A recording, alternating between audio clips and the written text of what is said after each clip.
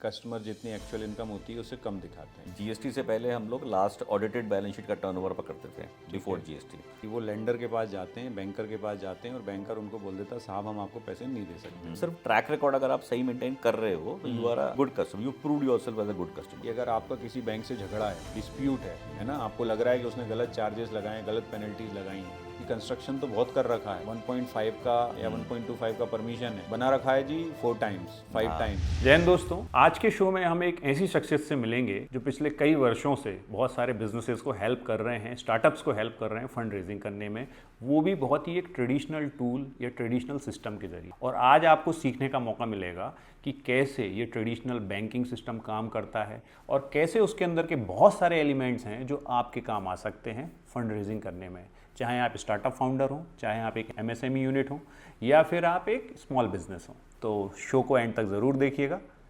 जय हिंद। तो आदित्य जी, स्वागत है आपका शेखर फाइनेंस वाला शो के अंदर। Thank you Shekhar ji. है ना, दिल्ली से यहाँ ट्रैवल करके आने के लिए बहुत बहुत धन्यवाद। Thank you. और इंडिगो की आज की क्राइसिस में आने के लिए तो विशेष धन्यवाद। करेक्ट। लिटरली कि मतलब इतना क्राइसिस अभी भी चल रहा है जितना ये लोग बता रहे हैं न्यूज़ में। मेरे को लग रहा है अब डाई डाउन हो गया है, काफ़ी हद तक चीज़ें कंट्रोल में आ गई है। वो मतलब जैसे मैं तो खैर एयर इंडिया से आया हूँ, बट ऐसे मतलब दिल्ली एयरपोर्ट पर ऐसा कोई केओस था नहीं, ना ही कोई ऐसे कोई इंदौर एयरपोर्ट पर था। आई थिंक वो 2-1 दिन का ही था जो था। ओके, मतलब इतना है नहीं जितना दिखाया जा रहा मतलब उन दिनों तो होगा डेफिनेटली, उन दिनों तो हुई है, क्योंकि मैंने आज बल्कि आर्टिकल भी पढ़ा है कि नियरली 1000 फ्लाइट्स कैंसिल हुई है इंडिगो की सिंस जब से शुरू हुआ है। आई थिंक 2 या 3 दिसंबर से शुरू हुआ है। पूरा एक आर्टिकल पढ़ा है मैंने उसके बारे में, तो क्यों हुआ है, कैसे हुआ है। तो 1000 फ्लाइटें बहुत होती हैं, 1000 फ्लाइटें कैंसिल होना है within the short period. है। पर डे की 80 फ्लाइट हो गई। हाँ, पर डे की 80 फ्लाइट होगी तो बहुत है, तो कियोस्क तो मचा होगा उन दिनों। So come back to our topic. आज हम लोग किस प्रॉब्लम पे बात करने वाले हैं उसका आउटलाइन दे दूं। आज की प्रॉब्लम ये है हमारी कि ज़्यादातर एसएमईज या एमएसएमई बिजनेस ओनर्स की फंडामेंटल प्रॉब्लम है कि वो लेंडर के पास जाते हैं, बैंकर के पास जाते हैं और बैंकर उनको बोल देता है साहब हम आपको पैसे नहीं दे सकते। आपका प्रॉपर्टी भले ही 500 करोड़ का क्यों ना हो, हम तो आपको 5 करोड़ का भी नहीं दे सकते। करेक्ट है ना, दिस हैपन्स वेरी ऑफ्टन। सो पहला क्वेश्चन तो ये है कि वाई दिस हैपन्स, क्यों होता है ऐसा। देखिए, क्लाइंट है उसको लगता है कि आई मीन वो सुपर HNI है या उसके पास सब कुछ है और कैश फ्लोज भी हैं, लेकिन उसको नहीं पता कि बैंकर्स का पर्सपेक्टिव उसको नहीं पता। ऑब्वियसली मतलब वो तो इस इंडस्ट्री में नहीं है ना, वो तो लेमैन है, तो उसको नहीं पता कि बैंकर्स का नज़रिया क्या होता है जब भी वो लोन के लिए अप्लाई करता है। अब वो नज़रिया हम उसको एज अ लोन कंसल्टेंट, जैसे हम लोग लोन कंसल्टेंसी में है, फाइनेंस कंसल्टेंसी में है, हम लोग उसके डॉक्यूमेंट स्टडी करके फिर उसको समझाते हैं कि भाई आपके फाइनेंशियल्स में ये स्ट्रांग पॉइंट्स हैं और ये वीक पॉइंट्स हैं, तो आप उसके हिसाब से हम वो जो बैंक है वो उसको वहाँ तक उसको पहुँचाते हैं। करेक्ट। तो लेकिन ये कि हम कस्टमर को अवेयर भी साथ में कर सकते हैं कि भाई बैंक्स क्या चीज़ देखते हैं। कोई भी लोन को एलिजिबिलिटी कैलकुलेशन करने से पहले बैंक्स क्या देखता है। अब जैसे यूजली कस्टमर ये बोलता है कि भाई मैं एक 20 करोड़ की प्रॉपर्टी खरीदना चाहता हूँ या उसको मैं मॉर्टगेज कराना चाहता हूँ, तो मेरे को हिसाब से आप कितना करते हो, 70% करते हो, तो आप 70% हमें लोन करा दो जी अगर मॉर्टगेज लोन की। ये काफ़ी कॉमन एक मिथ है कि जी मेरी इतने की प्रॉपर्टी है तो लोन अगेंस्ट प्रॉपर्टी या मॉर्टगेज लोन जिसको बोलते हैं उसमें इतने का लोन आपको मिल जाएगा। फिर हम कस्टमर को समझाते हैं कि सर बैंक का पर्पस उस प्रॉपर्टी को कभी ना कभी बेच के वो और अपना मनी रिकवर करने का नहीं होता है। बैंक का तो पर्पस ये है कि उसकी जो भी EMI बनती है उस प्रपोज लोन की, उस EMI को रिकवर करना। वो EMI कैसे रिकवर होगी, वो आपके कैश फ्लो से होगी। करेक्ट। तो bank ultimately has to understand your cash flows, your incomes, regular cash flows. Okay, मतलब अगर आपकी बात में समराइज़ करूं, मैं आपको यहाँ कट कर रहा हूँ कि ज़्यादातर ओनर्स, क्योंकि मेरे पास भी बहुत सारे इस तरह के लोग आते हैं, वो एक ही चीज़ पे एम्फसाइज करते हैं कि साहब हम तो शेखर जी 50 करोड़ की प्रॉपर्टी दे रहे हैं, हम तो बैंक से 2-5 करोड़ ही मांग रहे हैं, क्या प्रॉब्लम है। नहीं, वो 2-4-5 करोड़ की भी ऊपर मान लो 5 करोड़ भी चाहिए, 5 करोड़ की मान लेते हैं। अगर हम 15 साल की भी EMI पकड़े हैं, 15 साल which is a very long period, तो 5 लाख रुपये महीने की EMI बनेगी। करेक्ट। अब वो 5 लाख रुपये महीने के लिए depending on bank, I mean 8 to 10 lakh rupees महीने का आपका इनकम होना चाहिए और रेगुलर इनकम चाहिए। आप ये नहीं कह सकते कि जी मेरे पास कहीं पे 5 करोड़ रुपये पार्कड हैं, ठीक है, मैं कभी ना कभी उसको लिक्विडेट करूंगा और आपका लोन वापस कर दूंगा। बैंक को तो हर महीने अपना इनकम आई मीन EMI चाहिए। EMI is what, equated monthly installment. Correct. तो उसको हर महीने चाहिए। तो आपका भी वो हर महीने का इनकम सोर्स देखता है। वो भी वाइट में देखेगा वो भी कंसिस्टेंटली देखेगा और डॉक्यूमेंट एविडेंस के साथ हाँ, देखेगा। मतलब यहाँ पे वाइट ब्लैक की बात नहीं करते, वो आपकी ओवरऑल इनकम देखेगा।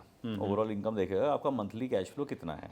मंथली ना हो, बट जैसा अगर आप इन्वेस्टमेंट प्रोफाइल हो तो ओवर अ पीरियड ऑफ से एटलीस्ट 1 ईयर देखेगा। मतलब ठीक है, आप सैलरी तो होनी है कि आपकी हर महीने एक फिक्स्ड अमाउंट सैलरी इनकम आ रही है या आपकी कोई फिक्स्ड रेंटल इनकम आ रही है। आप एक बिजनेस कर रहे हो करेक्ट। जिसकी एक साइकिल है, मान लो 90 दिन की साइकिल है, तो वो साइकिल को समझेगा कि आपको at the end of that cycle आपका कितना इनकम कैश फ्लो आ रहा है, और उसको आप मंथली मेरे को वो ईएमआई दे पाओगे कि नहीं दे पाओगे। Correct. That the banks needs to understand. ये है। अब वो कैसे समझेगा? मतलब आपकी बोलने पे या आपके कहने पे नहीं समझेगा ना, कि आपने बोल दिया कि हाँ जी है मेरे पास और मेरी इतनी इनकम है, नहीं है। उसको कोई ना कोई डॉक्यूमेंट्री प्रूफ देना पड़ेगा कस्टमर को। मतलब जो भी स्टैंडर्ड इनकम के डॉक्यूमेंट्स होते हैं वो लेंगे और फिर वो अपने नज़रिए से उसको देख के समझेंगे। इसमें एक क्वेश्चन है मेरा आपसे कि मैं अक्सर अभी एक नैरेटिव देख रहा हूँ कि ये प्रॉब्लम है बिजनेसमैन को और उनको पता है कि ये प्रॉब्लम है, बट वो सॉल्व नहीं करते। करेक्ट। अब अगर वो सॉल्व नहीं करते हैं तो इसकी प्राइस क्या पे करते हैं? देखिए, डिफरेंट टाइप ऑफ इंस्टीट्यूशंस हैं हमारे यहाँ। आपने सुना होगा कि एक तो बैंक्स होते हैं, फिर कुछ NBFCs जिनको बोलते हैं हम।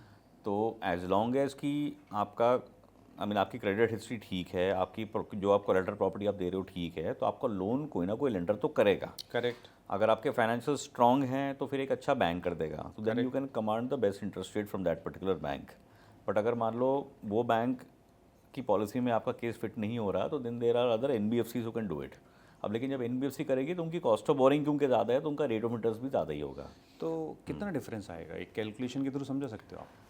मतलब कैसे कोई हार्ड एंड फास्ट नहीं है, बट लेकिन 1%, 2%, 3% तक भी हो सकता है। जैसे अगर बैंक कोई मॉर्गेज लोन अगर आज 9% मान के चलते हैं कि मॉर्गेज लोन का interest rate loaning against property का 9% का है, तो NBFC आधा % ऊपर मार्कअप, आधा % से लेकर और इवन 4-5% तक जा सकती है। मतलब अगर मैं आपकी बात समराइज़ करूँ तो 1 करोड़ रुपए का अगर मैं लोन लेने जा रहा हूँ, मेरे फाइनेंशियल हेल्थ अच्छी नहीं है, क्रेडिट अच्छी नहीं है, खाली प्रॉपर्टी लेके जा रहा हूँ, तो मेरी कॉस्टिंग में 50 पैसे से लेके 4%, 5% तक का डिफरेंस आ सकता है। आ सकता है। तो यानी 1 करोड़ का मैंने लोन लिया, तो मैं ऑन एन एवरेज मान के 2% मान लेता हूँ, 2% का डिफरेंस आ रहा है, तो हर साल मुझे 2 लाख एक्स्ट्रा देने पड़ेंगे। प्लस बिल्कुल, है ना, अगर मैंने वो लोन 10 साल चला लिया तो 20 लाख, और 15 साल चला लिया तो 30 लाख रुपए, बिल्कुल, एब्सोल्युटली, बिल्कुल यानी 30% कॉस्टिंग का अंतर आ जाएगा। आ जाएगा बिल्कुल। अगर इतना लंबा आप लोन चला लोगे तो आ जाएगा, बिल्कुल। करेक्ट ना? बिल्कुल। वैसे तो प्राइवेट मनी लेंडर्स भी हैं, उनका तो इंटरेस्ट मंथली होता है, लाइक 2%, 3% वैसे होता है। करेक्ट। चलो हम उस सेगमेंट की बात नहीं कर रहे हैं, हम एक ऑर्गेनाइज जो financial RBI recognise financial institutions हैं उनकी बात करते हैं, जिसमें बैंक्स आते हैं, प्राइवेट एंड PSU बैंक्स, फिर हाउसिंग फाइनेंस कंपनीज आती हैं, उनसे और फिर तीसरे नंबर पे आता है NBFCs, प्योर NBFCs। अब एक बात बताइए आदित्य भाई इसमें कि ये तो हो गई कि कॉस्टिंग क्या बैठेगी, है ना। अब बात करते हैं तीसरी और मोस्ट इम्पोर्टेंट चीज़ कि वाई इट हैपन्स कि बिजनेसमैन नहीं कर पाता इसको रेडी। क्या रीज़न लगता है आई आपको? थिंक अवेयरनेस एक सबसे बड़ी है कि उसको पता ही नहीं है। वो तो एक जनरल तरीके से अपना बिजनेस कर रहा है। अब होता क्या है कि लोग यूजुअली सेल्स, मार्केटिंग, प्रोडक्शन, इन सब डिपार्टमेंट्स पे ज़्यादा ध्यान देते हैं, फाइनेंस को छोड़ देते हैं। फाइनेंस कहते हैं वो जो मेरा CA है जी वो भरता है। काफ़ी हम क्लाइंट से पूछते हैं सर क्या टर्नओवर है, क्या प्रॉफिट करेगी, मेरे को तो पता नहीं, CA बना देता है, रिटर्न भर देता है। तो मतलब lot of SME sectors are, मतलब वो अपना टाइम डिवोट नहीं करते हैं अपने फाइनेंशियल डॉक्यूमेंट्स के ऊपर कि भाई हम कितना टर्नओवर दिखा रहे हैं जी। उसको याद ही नहीं होती फिगर्स, पता ही नहीं होता उसको। Very good. मैं आपको इसके बहुत अच्छे थीसिस बताता हूँ। वन ऑफ माई क्लाइंट्स, मैं अभी उनसे मिला और उनसे मिलने के दौरान एक चीज़ मुझे रियलाइज़ हुई। जो आपने बात बोला उनको पता नहीं थे financials. Now what we did, एक छोटा सा इंटरेस्टिंग एक्सपेरिमेंट हमने किया। हमने उनका रिवर्स कैलकुलेशन किया। रिवर्स कैलकुलेशन किस चीज़ का किया कि अगर ये जो चीज़ें आपकी ऐसी हैं जैसी दिख रही हैं और आइडियली जैसी होना चाहिए, दोनों में डिफरेंस है। राइट। आइडियली अगर ये वैसी होती तो कॉस्ट में कितना डिफरेंस आता। Now the loan amount is somewhere around 5 CR। Okay. और आप ताज्जुब मानोगे कि 5 करोड़ रुपए पे मोटा मोटा 3% का डिफरेंस आ गया साल का। तो 15 लाख रुपए बहुत होते हैं 3% साल का। ना मज़ेदार बात क्या थी, उनको ये शौक लग गया कि यार 15 लाख रुपए में साल का एक्स्ट्रा पे करूंगा, बट ये गलती किसकी। Now he was looking for the defaulter कि ये किसका मिस्टेक है। तो जब हमने उसका डिगिंग चालू किया तो उनका कहना था ये मेरे CA का, अकाउंटेंट का, उनका गलती है क्योंकि उनको देखना चाहिए था। बट थोड़ा और जब डीप गए तो पता चला कि गलती तो एक्चुअली उन्हीं की थी। क्योंकि कॉन्वर्सेशन में उनको भी ये रियलाइज़ हो गया और हमको भी ये रियलाइज़ हो गया कि अल्टीमेटली ये कॉस्ट ना तो सीए को देनी ना अकाउंटेंट को देनी, ये देनी किसको है? आपने आपको देनी। देनी, राइट राइट राइट, तो मॉनिटर करने का काम किसका है? उन्हीं का ही है। क्योंकि सीए को तो क्लाइंट जी इंस्ट्रक्शन देते हैं ना जी, मेरे को सीए भी उल्टी कैलकुलेशन ही करता है काफ़ी बार ना, उसको ये बोला जाता है कि हमें इतने का टैक्स भरना है बस या भरना ही नहीं है, भरना ही नहीं तो है। फिर सीए भी अपनी उल्टी कैलकुलेशन करके उस हिसाब से इनकम निकालता है, करेक्ट। उस हिसाब से टर्नओवर शो करता है, उस हिसाब से स्टॉक शो करता है, क्लोजिंग स्टॉक शो करता है, और Correct, उस हिसाब से खर्चे दिखाता है। मतलब ये इनविजिबल कॉस्ट उस क्लाइंट ने जोड़ी नहीं थी। जब उसको पता चली तो फिर हमने उसका एक और काम किया जो अभी आपने बोला टैक्सेशन वाला। तो हमने उससे समझा कि उसको फिर हमने सीए को इन्वॉल्व किया। सीए को इन्वॉल्व किया कि सर हमको ऐसे ऐसे आइडियल इनके जो है फाइनेंशियल होने चाहिए जो कि एक्चुअल हैं। तो ये केवल टैक्स ऑप्टिमाइजेशन के चक्कर में इसको डाउनसाइज कर रखे थे, तो आप करके बताइए। तो मज़ेदार बात है कि उसका जो टैक्स निकला वो मात्र निकला 2,75,000 रुपये। तो एक कम निकलेगा ही। अब तो न्यू टैक्स रिजीम में आप देखिए ना, अब तो 12 लाख की तो इस फाइनेंशियल ईयर से वैसे ही जीरो टैक्सेशन नहीं, अपन तो लास्ट ईयर की बात कर रहा हूँ मैं, मार्च 25 की बात कर रहा हूँ। तो भी मतलब 2,75 का निकला। अब जब हम उससे बात करना शुरू करें तो ही वाज सो सरप्राइज कि यार 15 लाख में से 2,75 घटा भी दूँ तो भी मेरा कितना पैसा बच रहा है। पैसा बचता, बिल्कुल ठीक कह रहे हैं। सो ये रिवर्स कैलकुलेशन करते नहीं है business owners. Now come back to the main point. अभी आप इसमें बता रहे थे कि और क्या इश्यूज हो सकते हैं। मतलब अज्यूमिंग कि कोलैटरल प्रॉपर्टी में कोई प्रॉब्लम नहीं है, जो प्रॉपर्टी ऑफर कर रहे हैं उसकी वैल्यूएशन वाइज और लीगल वाइज वो ओके है। बाकी मेन चैलेंज यही आता है क्लाइंट को कि भाई जो डिज़ायर्ड लोन अमाउंट है वो उसका नहीं बन पा रहा, या वो नहीं क्योंकि उसके फाइनेंशियल हिसाब से नहीं है। करेक्ट। या फिर ये भी प्रॉब्लम एरिया होती है क्लाइंट को कि यूजली बैंक्स कस्टमर जो होते हैं अपने ही जो बैंकर हैं उन्हीं को जाके अप्रोच करते हैं। वो पीएसयू बैंक भी हो सकता है या कोई प्राइवेट सेक्टर बैंक भी हो सकता है। तो वो सिर्फ वो बैंक सिर्फ वो उसको अपनी पॉलिसी और प्रोसीजर के हिसाब से बताएगा उसकी एलिजिबिलिटी कैलकुलेशन। करेक्ट। ठीक है, जबकि अगर वो किसी लोन कंसल्टेंट के पास जाए, एक इंडिपेंडेंट लोन कंसल्टेंट के पास जाए, फाइनेंस कंसल्टेंट पर, तो उसके पास पूरे बैंकिंग इंडस्ट्री का उसके पास नॉलेज होती है। तो वो सारे बैंक्स की पॉलिसी और उसको स्टडी करके बता सकते हैं कि सर आपका लोन आपके वाले बैंक से नहीं मिलेगा या इतना ही मिलेगा। अगर आपको इससे ज़्यादा लोन चाहिए तो आपको इस फाइनेंशियल इंस्टीट्यूशन से अप्लाई करना पड़ेगा। एक और यहाँ क्वेश्चन ये उठता है कि कई बार वो ये बोलता है कि साहब वो तो मेरा सीए या अकाउंटेंट देख लेगा, वो डिसाइड करेगा कि क्या करना है मेरे लिए। नहीं करे, अगर उसके पास नॉलेज है तो बिल्कुल करे, अगर है उसके पास तो। बट इन रियलिटी आपका एक्सपीरियंस क्या रहा अभी तक इस मामले में? देखो, ये एक एक्सपर्टीज़ चाहिए इसके लिए, मतलब इस काम के लिए भी there are expert financial consultant जो कि इसी इंडस्ट्री में है। अब सीए का कोर एरिया ये नहीं है। अगर वो सीए अपने सीए प्रैक्टिस वाला ही काम कर रहा है और ये लोन कंसल्टेंसी में नहीं है तो उसको नहीं नॉलेज होगी, उसको एक फेयर आइडिया होगा इस चीज़ का। हो सकता है वो भी अल्टीमेटली हमारे जैसे किसी लोन कंसल्टेंट को ही रेफ़र करे उसका केस, करेक्ट। घूम फिर के। तो अल्टीमेटली ये काम जो है एक इंडिपेंडेंट फाइनेंशियल कंसल्टेंट का ही है। ओके। डायरेक्ट बैंक को अप्रोच करेगा, डायरेक्ट बैंकर जो होगा, जो भी बैंक होगा, वो अपनी सिर्फ पॉजिटिव्स बताएगा, अपनी शॉर्टकमिंग्स नहीं बताएगा, और दूसरे बैंक के जो पॉजिटिव्स हैं वो नहीं बताएगा। ऑब्वियसली वो सिर्फ अपने बैंक के हिसाब से देखेगा ना उसको। अनफेयर वो होगा। हाँ, मतलब बायस्ड, उसका ओपिनियन हमेशा बायस्ड होगा towards his own bank. Correct. अगर आप किसी इंडिपेंडेंट लोन कंसल्टेंट के पास जाओगे तो उसका अनबायस्ड ओपिनियन होगा। एक क्वेश्चन और है कि कस्टमर्स या एसएमईज के दिमाग में डाउट ये रहता है कि साहब लोन कंसल्टेंट को हायर करना बहुत एक्सपेंसिव है। Is that true? I don't think so क्योंकि अगर आप रिटेल लोन्स की बात करें, जैसे कि हम मॉर्गेज लोन्स में बात करते हैं, any kind of a property loan, चाहे वो होम लोन हो, चाहे वो कमर्शियल लोन हो, चाहे वो लोन अगेंस्ट प्रॉपर्टी, चाहे मॉर्गेज बॉडी लिमिट्स हो, या अनसिक्योर्ड बिजनेस लोन्स की बात करें, तो उसमें वैसे भी द एजेंट और the loan consultant gets paid by the bank और द फाइनेंशियल इंस्टीट्यूशन। तो उसको क्लाइंट को नहीं चार्ज कर रहे हैं, उसको नहीं क्लाइंट कर, तो क्लाइंट को तो वही कॉस्टिंग पड़ेगी जो वो डायरेक्ट बैंक से लेता उसमें पड़ेगी। करेक्ट।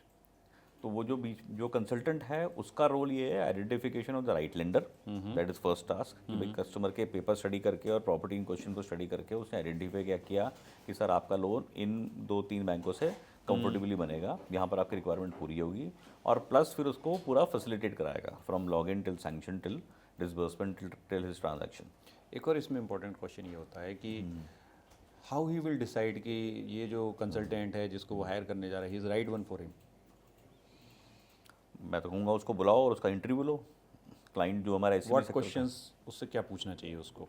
उसको वो अपनी रिक्वायरमेंट रखेगा कि भाई मेरे को ये मैं प्रॉपर्टी खरीदना चाहता हूँ, या ये मेरे पास कोलेटरल प्रॉपर्टी है और ये मेरे फाइनेंशियल्स हैं, आप मेरे फाइनेंशियल स्टडी करो और मेरे को बताओ कि मेरे को मतलब मेरी रिक्वायरमेंट, अब रिक्वायरमेंट उसकी क्या हो सकती है, one is loan amount, second could be tenure, मतलब desired loan amount, desired tenure, desired processing fee that he wants to pay, desired interest rates, and last could be exit मतलब prepayment penalty, अगर कल को loan को close करना हो before the tenure तो कितना होगा। ये नॉर्मली ये 4-5 पैरामीटर्स के FAQs आते हैं क्लाइंट से। नहीं, बट वो अभी सामने वाले कंसल्टेंट को अगर क्वालिफाई करे तो कैसे चेक करे कि दैट गाय इज फर्स्ट की नॉलेजेबल है, ठीक है, सेकंड ट्रस्टवर्दी है, थर्ड उसके लिए सही फिट है।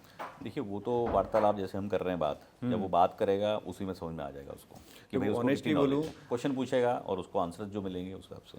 अभी हमारी लाइन की एक प्रॉब्लम है बहुत। देखो आदित्य भाई, आप और मैं प्रोफेशनल हैं, हम जानते हैं एवरीडे प्रॉब्लम क्या है कि हमारी लाइन में लोग बोलते हैं अजी हो जाएगा जी, हो जाएगा, आप छोड़ दो, मैं बैठा हूँ, वो सब हो जाएगा, मैं सब देख लूँगा। ये आंसर देते हैं लोग, ये आंसर देते हैं, बट ये आंसर आपको भी पता है नॉट अ प्रोफेशनल आंसर, और इस आंसर में कोई वजनदारी या कोई बेस नहीं है। एब्सोल्युटली करेक्ट, क्योंकि ये 2 महीने बाद जब इस व्यक्ति को पता चलता है कि साहब मेरा काम XYZ रीज़न से नहीं हो पा रहा है, राइट, इसका तो अपॉर्चुनिटी जा चुका होता है या इसको तगड़ा हैवी लॉस लग चुका होता है। करेक्ट ना? बिल्कुल ठीक। So why we are doing this conversation, because आपने भी इस इंडस्ट्री में बहुत टाइम दिया, मैंने भी टाइम दिया है। मैं चाहता हूँ कि इन बिजनेस ओनर्स को ये समझ में आए कि how to identify the right person for them. तो जो आप कह रहे हो ठीक है, उसमें ये है कि उसको अगर जेनरिक आंसर्स मिलेंगे इस तरह के, अरे सर हो जाएगा, वो फिर क्या है, वो सेल्स वाली बात होगी कि देख लेंगे कर लेंगे।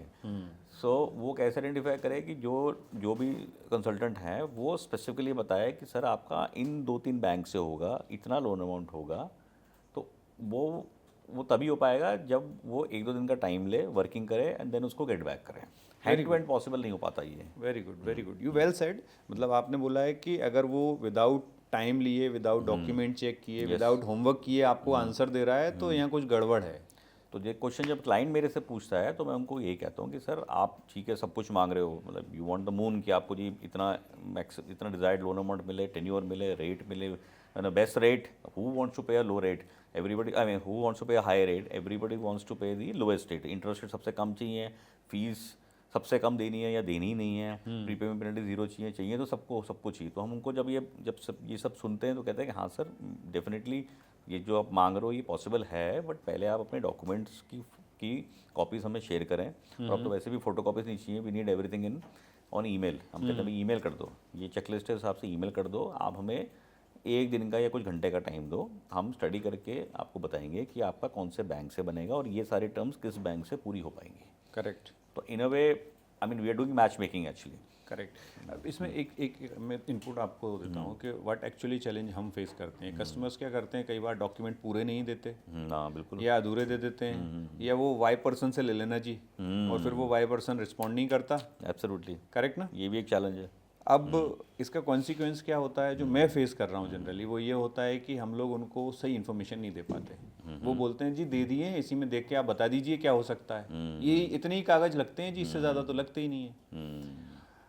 इस प्रॉब्लम का आपके हिसाब से क्या सॉल्यूशन है और इम्प्लीकेशन क्या है? सबसे पहली चीज़ तो अगर ये इस तरह से होगा तो इसका कस्टमर को या उस बिजनेस ओनर को क्या लॉस, क्या कॉन्सिक्वेंसेस फेस करने को मिलेगा?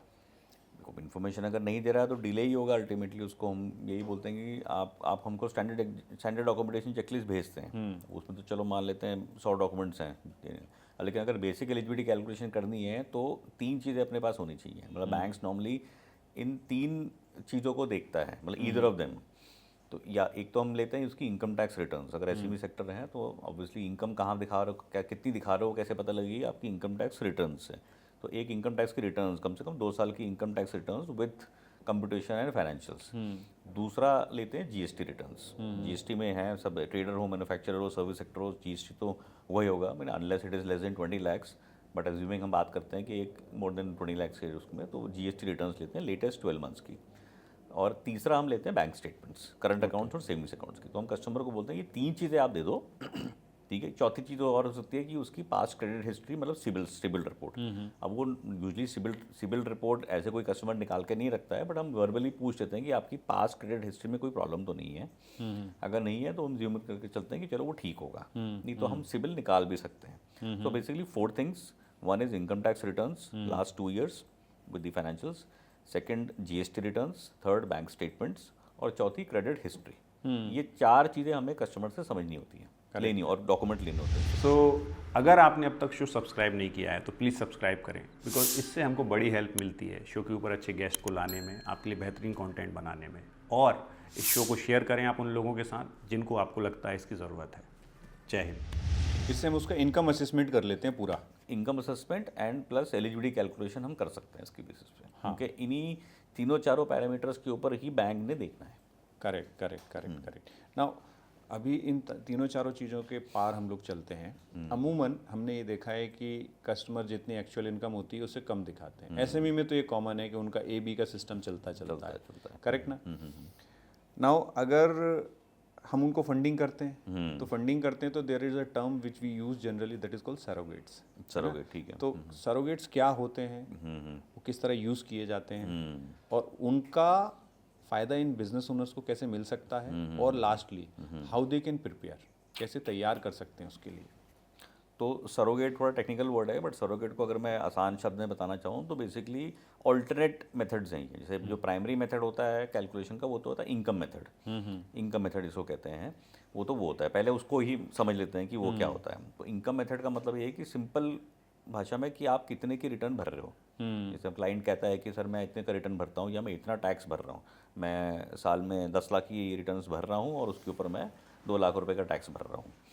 ठीक है, उसको कहते हैं इनकम मेथड। मतलब उसको वनीला बैंकिंग टर्म्स में उसको वनीला इनकम भी कहते हैं, या उसको नेट प्रॉफिट मेथड भी कहते हैं, कि कितने की आपने प्रॉफिट लॉस अकाउंट में जो बॉटम लाइन जिसको कहते हैं, कि बॉटम लाइन में आपने नेट प्रॉफिट कितना दिखाया, नेट प्रॉफिट आपने कितना दिखाया। हालांकि बैंक उसको कैश प्रॉफिट के ऊपर करता है कैलकुलेशन, तो उसमें नेट प्रॉफिट में plus non cash expenditure, depreciation वगैरह जैसी चीज़ होती है उसको ऐड बैक करके वो निकालता है। बट हम देसी भाषा में मान के चलते हैं कि आपने कितने की रिटर्न भरी, कितने अमाउंट के ऊपर आपने टैक्स पे किया, उसको कहते हैं इनकम मेथड। तो ये इसको वनीला इनकम कहते हैं, कि सारे बैंक्स इसको फॉलो करते हैं। तो हर बैंक इनफैक्ट चाहता है कि क्लाइंट की, आई मीन एसएमई क्लाइंट की, इस मेथड के ऊपर अगर एलिजिबिलिटी बन जाए तो बेस्ट है, क्योंकि बहुत सेफ, बैंक भी बड़ा सेफ फील करता है। अच्छा भी जितना भी लोन वो मांग रहा है वो उसकी फाइल्ड इनकम टैक्स रिटर्न्स के ऊपर ही जस्टिफाई हो रहा है। करेक्ट। और क्लाइंट को फ़ायदा ये भी है कि उससे उसको जो इंटरेस्ट रेट्स हैं वो बेस्ट मिलेगा। करेक्ट। क्योंकि इनकम मेथड में बना हुआ है, वनीला इनकम में बना हुआ है। इनफैक्ट ये भी एक पॉइंट है कि इंटरेस्ट रेट्स का कुछ हद तक वेरिएशन आता है, मतलब फ्रॉम 0 to 1% तक का वेरिएशन आ जाता है, even in the same bank. कि आपका इनकम के ऊपर बना केस तो आपको बेस्ट इंटरेस्ट रेट मिल गया, बट अगर आप सरोगेट के ऊपर बना, मतलब नॉन इनकम मेथड में बना, तो इंटरेस्ट रेट ज़्यादा हो गया। तो एक तो ये आपका इनकम मेथड हो गया। फिर अगले इसके अलावा 3-4 तरह के ऑल्टरनेट मेथड्स हैं, जिसको हम नॉन इनकम बेस्ड भी बोल सकते हैं, या उसको सरोगेट्स बोलते हैं, सरोगेट मेथड बोलते हैं। जिसमें कि अगला हम अगर बात करें तो आता है टॉप लाइन मेथड और द टर्नओवर मेथड। तो पहले तो हम लोग जीएसटी से पहले हम लोग लास्ट ऑडिटेड बैलेंस शीट का टर्नओवर पकड़ते थे बिफोर जीएसटी। बट जब जैसे जीएसटी इंप्लीमेंट हुआ, आई थिंक अराउंड 2018, उसके बाद से GST has become the norm. अब आई थिंक पूरा इंडिया, पूरा एसएमई सेक्टर ऑब्वियसली पूरा जीएसटी पे हो गया है। और the idea of the government was to push the economy to a white economy. Correct. तो मोस्टली हम लोग भी अब सब एसएमई सेक्टर जीएसटी कैलकुलेशन कैसे रहता है जीएसटी पे? जीएसटी में हम लेटेस्ट 12 मंथ्स का उसका जीएसटी रिटर्न्स लेते हैं, यूजुअली जीएसटीआर 3 भी लेते हैं। ठीक है, उसमें जो भी टर्नओवर वो दिखा रहे हैं उसको लास्ट 12 मंथ्स का टर्नओवर टोटल कर लेंगे। तो लास्ट 12 मंथ्स का ही देखेंगे, ये नहीं कि पिछले 3 साल का। एग्जाम्पल लेके चलें अपन इसका एक साथ में, तो what will be the example? Example ये हुआ कि मान लो आपने अभी हम बैठे हैं दिसंबर 25 में, अभी तक आपने जो लास्ट रिटर्न अपनी फाइल की होगी वो 24-25 फाइनेंशियल ईयर की फाइल की होगी। लेकिन लास्ट 12 मंथ्स की जीएसटी लेंगे तो पिछले साल, मतलब दिसंबर से लेकर नवंबर, दिसंबर 24 से लेकर नवंबर 25 तक की आपकी जीएसटी रिटर्न्स जा चुकी होगी, वो लेंगे, उसका टोटल कर लेंगे। ठीक है। अब दैट कुड बी मोर और दैट कुड बी लेस और same as compare to your last audited. Suppose करें 1 लाख रुपए, 1 करोड़ रुपए आ गया। 1 करोड़ रुपये आ गया, ठीक है। अब फिर बैंक के पास हर इंडस्ट्री का मार्जिन लिस्ट है, एक्सपेक्टेड मार्जिन लिस्ट है। ओके। मान लो आप ज्वेलर हो, या मान लो आप कोई अपन ट्रेडर हो। सेगमेंट में बांट लें, मैन्युफैक्चरिंग, ट्रेडिंग और सर्विस। ठीक है। तो मैन्युफैक्चरिंग, सर्विस और ट्रेडिंग। तो मैन्युफैक्चरिंग का जो टर्न का मार्जिन वो भी क्या इंडस्ट्री स्पेसिफिक होता है। एक मोटा तो आम 10% मान के चल लेते हैं, 10% अगर मान मैन्युफैक्चरिंग में है 10% मान के चल लेते हैं, तो 1 करोड़ की टर्नओवर है, उसका 10% मतलब 10 लाख रुपए हो गया। ठीक है। अब अगर आपने एक्चुअली में इनकम टैक्स रिटर्न मान लो 2 या 3 लाख की या 5 लाख की फाइल की भी हो, उससे फ़र्क नहीं पड़ता। बैंक 10 लाख रुपए इनकम मानेगा। हाँ, बैंक 10 लाख रुपए आपकी इनकम मान लेगा।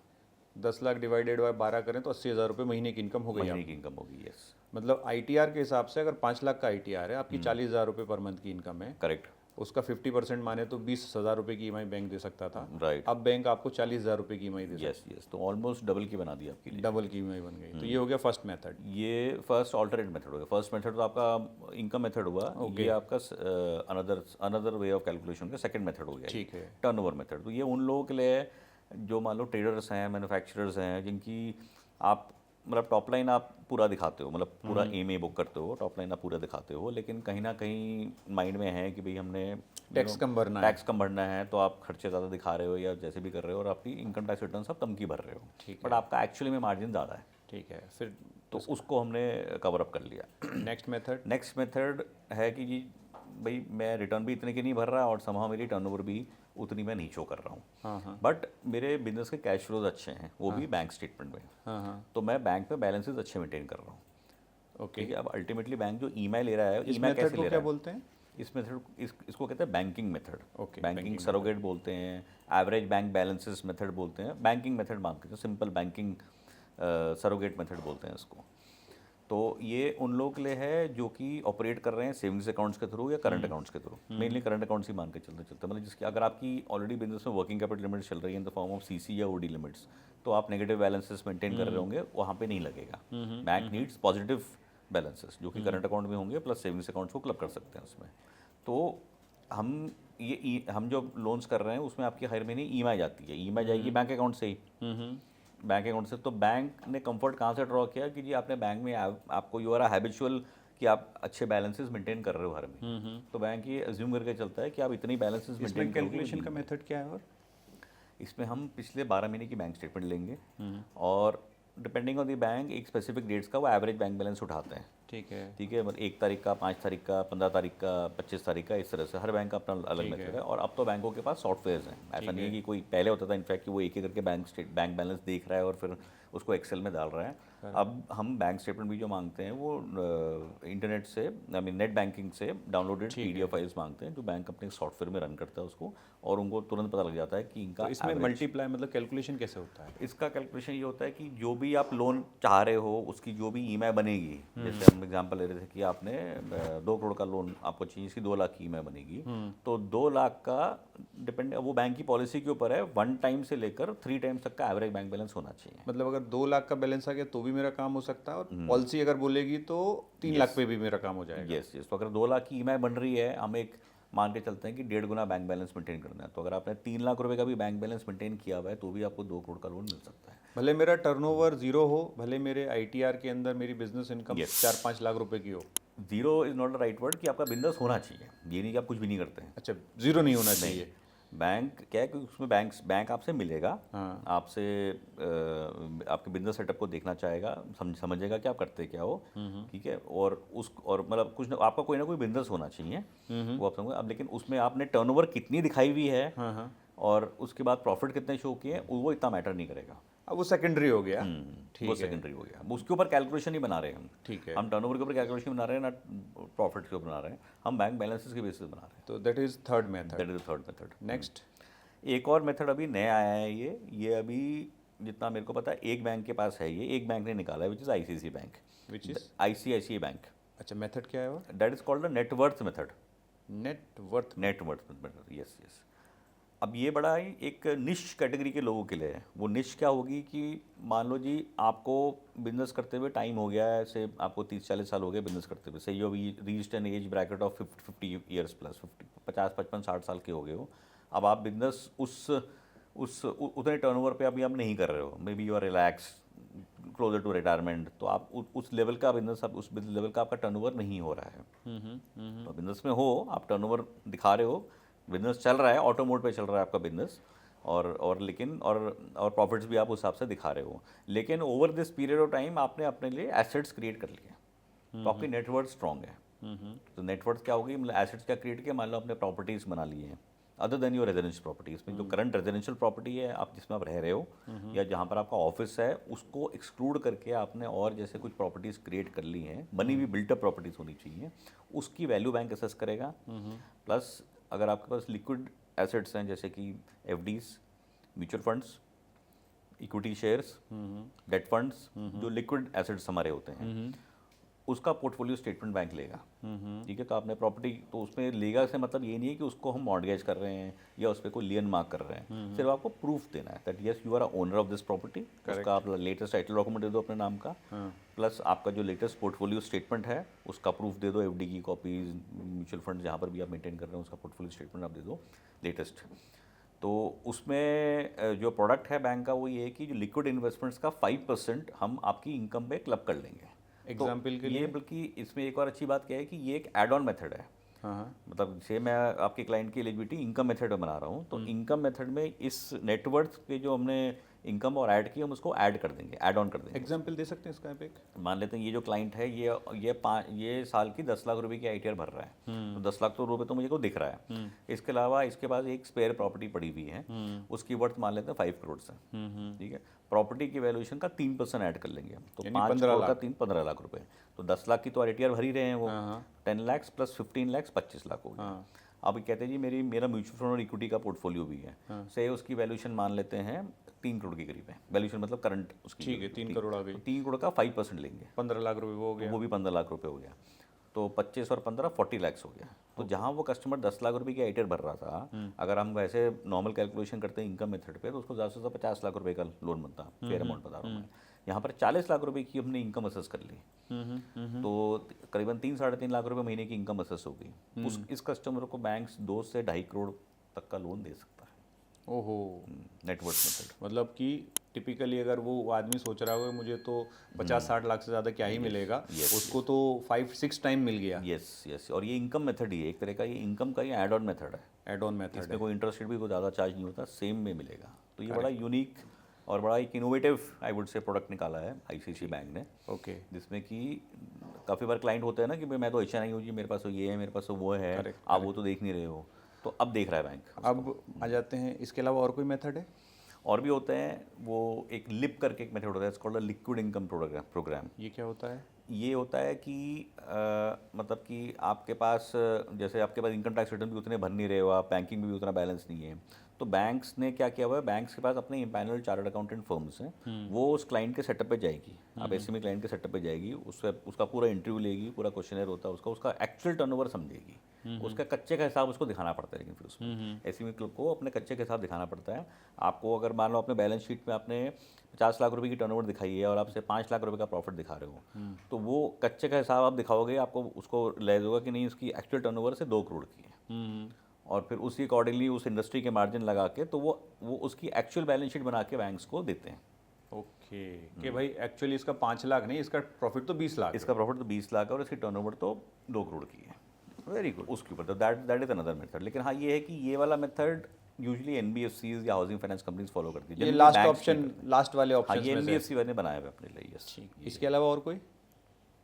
बाकी तो एक रीपेमेंट ट्रैक रिकॉर्ड का एक मेथड होता है कि आप ऑलरेडी ये है एग्जिस्टिंग कस्टमर्स के लिए। अभी तक जो हमने किए थे वो तो थे एक न्यू बोरोवर है। ठीक है, अगर आप ऑलरेडी एग्जिस्टिंग बोरोवर हो, आपको ऑलरेडी कहीं से लोन चल रहा है और वो लोन चलते हुए आपको कम से कम 1 साल हो गया है, ठीक है, तो मतलब कि अब आप इसको शिफ्ट कराना चाहते हो फॉर वट एवर रीज़न, कि आपको इंटरेस्ट रेट बेटर चाहिए या आपको थोड़ा सा टॉपअप लोन चाहिए, आप शिफ्ट कराना चाहते हो, तो नए बैंक के लिए क्या है कि एक रेडीमेड कस्टमर है, एक रेडीमेड कस्टमर है, उसका ऑलरेडी 12 महीने का एक प्रूवन ट्रैक रिकॉर्ड है, एक रेप्यूटेड बैंक ऑलरेडी उसकी ये सब चेकिंग की होगी उसने इनिशियली, और उसके बेसिस पे उसने उसको लोन किया है। तो सिर्फ ट्रैक रिकॉर्ड अगर आप सही मेंटेन कर रहे हो तो you are a good customer, you proved yourself as a good customer. उस ट्रैक रिकॉर्ड के बेसिस पे आपका लोन शिफ्ट हो जाएगा। तो मान लो किसी का 1 करोड़ का लोन है, तो उसको एनहेंसमेंट भी मिल सकता है कुछ इसमें? यस, मिल सकता है, बट उसमें फिक्स्ड होती है नॉर्मली, डिपेंडिंग ऑन कि कितना पुराना ट्रैक रिकॉर्ड है, 10 to 40% तक मिलता है। मतलब जैसे आईसीआईसीआई बैंक का एक प्रोडक्ट है, ये उसको मान के चलें 1 साल का ट्रैक रिकॉर्ड है तो 10% का टॉपअप मिल जाएगा, टॉपअप बोलते हैं। Okay, existing loan plus 10% of the initial sanction amount, ठीक है, तो 10% का टॉपअप मिल गया। ठीक है, उसमें हमने कुछ नहीं देखा, फिर सिर्फ ट्रैक रिकॉर्ड देखा, वो कितने की रिटर्न भर रहा है, कितने का जीएसटी भर रहा है या कितने का बैंकिंग है, सबसे कोई मतलब नहीं है। तो 12 महीने पे 10% देते हैं, फिर 24 महीने का ट्रैक रिकॉर्ड है, मतलब 2 साल का ट्रैक रिकॉर्ड है तो 20% है, फिर 3 साल का है तो 30% है, 4 साल का तो 40% है, इस तरह से, मतलब दी ओल्डर यू आर। अभी जो आपकी बात है उससे समराइज हुआ कि लैंडिंग के तो मल्टीपल मेथड्स हैं, है ना, तैयारी बहुत तरह से की जा सकती है, आप चुन लो आपको कैसे करना है, करेक्ट ना। अब आप बिजनेस ओनर्स को सजेशन या टिप्स दोगे कुछ कि किस किस मेथड में कॉमन कॉमन क्या गलतियां करते हैं और वो किस तरीके से तैयार कर सकते हैं अपने आप को फाइनेंशियली आने वाले फंडिंग राउंड के लिए। देखिए ये तो हो गए मेथड्स की बात। अब एक और इसमें क्राइटेरिया होता है वो सिबिल। तो क्रेडिट हिस्ट्री अपनी ठीक रखनी बहुत ज़रूरी है आज के डेट में, जो मैं एक्सपीरियंस कर रहा हूँ। मतलब अगर आपने एग्जिस्टिंग में लोन्स लिए हुए हैं या आपने क्रेडिट कार्ड लिए हुए हैं, normally credit card CIBIL history को ख़राब कर सकता है। तो क्रेडिट कार्ड इशू करा लेते हैं और उसको टाइम से पे नहीं करते, भूल जाते हैं, मैं तो भूल गया, या कुछ चार्जेस लगा दिए तो क्रेडिट कार्ड कंपनी ने, आप उसमें नेगोशिएट कर रहे हो, चार्जेस पे नहीं कर रहे हो, और वो क्या है, वो क्रेडिट कार्ड ही आपका सिविल हिस्ट्री ख़राब कर रहा है। तो एक तो क्रेडिट हिस्ट्री ज़रूरी है अच्छी रखना, क्योंकि काफ़ी बार आपकी एलिजिबिलिटी बन रही है, सब कुछ ठीक है, बट आपका पास ट्रैक रिकॉर्ड ठीक नहीं है, बैंक नहीं करेंगे। इसमें मैं एक टिप दे देता हूँ सभी के लिए व्यूअर्स को।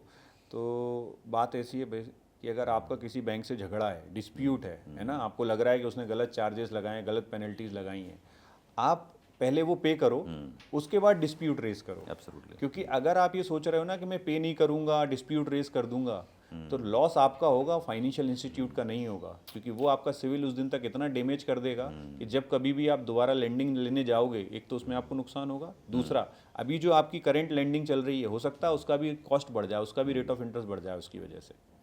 तो आप डिस्प्यूट रेस करो, बट चार्जेस पहले पे करो, उसके बाद डिस्प्यूट रेस करके अपनी बात रखो, उस तरीके से आपका सिविल भी प्रोटेक्टेड रहेगा। करेक्ट। एब्सोल्युटली, क्योंकि हर बैंक के जो अभी इंटरेस्ट रेट्स है ना, वो सिबिल से लिंक कर दिया उन्होंने, लिव इन से लिंक कर they want to give benefit to a good CIBIL master. Correct. आपका 800 प्लस सिबिल स्कोर है तो आपको बेस्ट रेट ऑफ इंटरेस्ट मिलेगा, मतलब बैंक शायद प्रॉब्ली उसको बिल्कुल ही रॉक बॉटम या बिल्कुल कॉस्ट टू कॉस्ट बेसिस पे कर रहा है जिसका 800 प्लस सिबिल स्कोर है। करेक्ट। और सिविल से रिलेटेड और क्या क्या चैलेंजेस आप देखते हो? सिविल के अलावा जो मैंने आपको पैरामीटर्स बताए हैं कि सिविल के अलावा 3 चीज़ें हर क्लाइंट को ध्यान में देनी है कि भाई बैंक्स ने ये 3 चीज़ें देनी है, तो कम से कम एक खाना आपका ओके होना चाहिए। अब जैसे 3 खाने क्या हुए, एक हो गया आपका नेट प्रॉफिट, मतलब कितने की रिटर्न भर रहे हो जिसके ऊपर टैक्स पे कर रहे हो, अगर वो आपने अच्छा किया हुआ है तो बढ़िया जी, फिर आपको लोन मिल जाएगा। तीसरा हो सकता है आपका टर्नओवर, तो आपने टर्नओवर अपनी सही मेंटेन करके चलनी है, जितना हो सके आप जीएसटी में दिखाओ टर्नओवर को जो है। और तीसरी चीज़ हो सकती है average bank balance. In fact average bank balances तो आप प्लान भी कर सकते हो, क्योंकि बैंक्स नॉर्मली 6 महीने से लेकर 12 महीने का एवरेज बैंक बैलेंस लेते हैं। अब मान लेते हैं आज हम दिसंबर 25 में बैठे हैं, आपको हो सकता है अभी आज नहीं लेनी आपको प्रॉपर्टी, या आपको जो भी लोन रेस करना है, मान लो अगले साल रेस करना है, आज मैंने आपको बता दिया, तो आप आज से प्लानिंग शुरू कर लो ना। आप आज से अपने बैंक बैलेंसेस अपने अच्छे मेंटेन करो, इन द सेंस का आपने अपने फंड्स अभी अगर इधर उधर रखे हुए हैं वहाँ पे ना करके, एक जो भी आप अमाउंट रेज करना चाहते हो उसके हिसाब से अपने बैंक बैलेंस। एक सही लोन एडवाइजर हायर करो, ही विल वो आपके लिए कैलकुलेशन करके दे देगा, बस आपको फॉलो करना है उस ट्रैक को। उस ट्रैक को फॉलो कर लो, 6 महीने के लिए फॉलो कर लो, 6 महीने के बाद अप्लाई करो, 7वें महीने में आपका लोन हो जाएगा। आपका लोन आसानी से हो जाएगा, बल्कि मैं बोलूँगा, है ना। सो अभी इसमें एक छोटे से एस्पेक्ट को और हम कवर कर लेते हैं, और वो एस्पेक्ट है कोलेट्रल। सो कोलेट्रल को लेके आप क्या क्या चैलेंजेस फेस कर रहे हो अभी?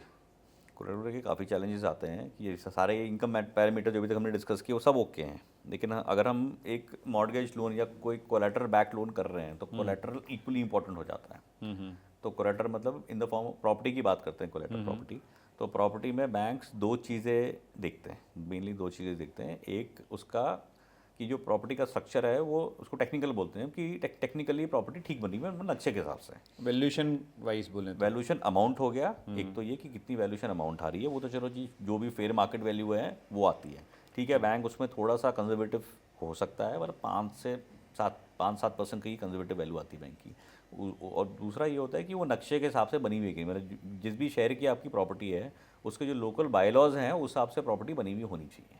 मतलब अनऑथराइज कंस्ट्रक्शन नहीं होनी चाहिए, इलीगल कॉलोनी नहीं होनी चाहिए, या बट आदित्य भाई एक बात मैं रोक रहा हूँ आपको, हिंदुस्तान में ऐसी कौन सी जगह है जहाँ पर 100% वैध प्रॉपर्टी बनती है? तो उसके लिए मैं ये कहूँगा कि भाई आप आटे में नमक मिला लो बट नमक में आटा ना हो।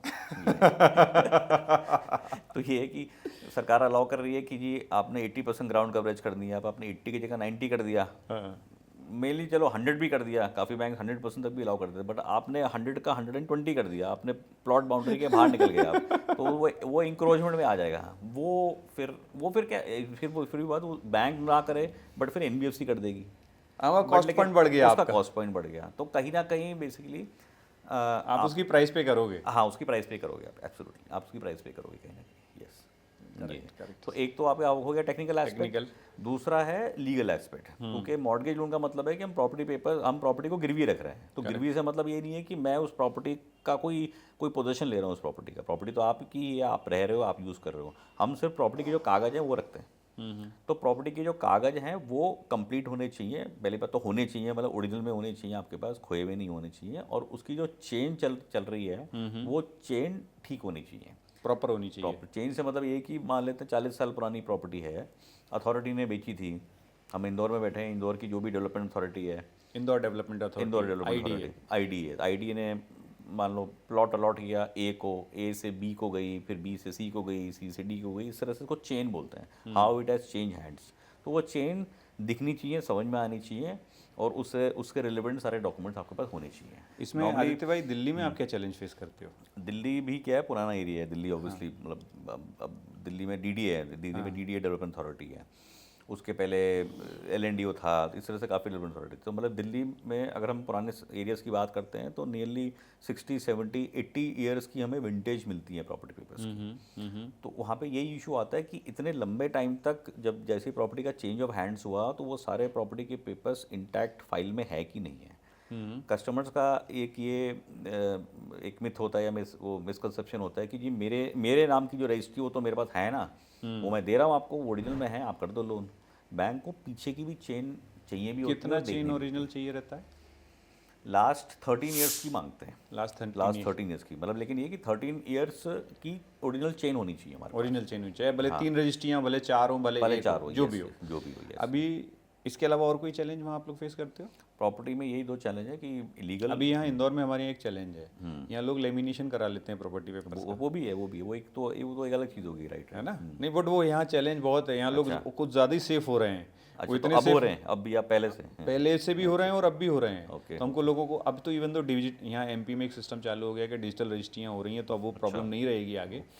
बट वो प्रॉब्लम एक है, तो प्लीज़ लेमिनेशन ना कराएं अपने प्रॉपर्टी डॉक्यूमेंट्स का, ओरिजिनल का तो बिल्कुल ना कराएं। नहीं, लैमिनेशन आप वैसे भी किसी और प्लास्टिक के फोल्डर में रखिए, बट क्योंकि लैमिनेशन कराने के बाद जितनी पुरानी लैमिनेशन हो जाएगी उसको डीलैमिनेट कराना बहुत चैलेंजिंग हो जाता है, बहुत challenging पेपर हो फट जाता सकता है डीलैमिनेट कराने। पेपर फट सकता है। एक चैलेंज और हम लोगों को यहाँ इंदौर में फेस करने मिलता है, या MP रीजन में बोल लूँ, या डेवलपिंग स्टेट्स में सभी जगह होगा, वो ये रहता है कि लोग म्यूटेशन नहीं कराते।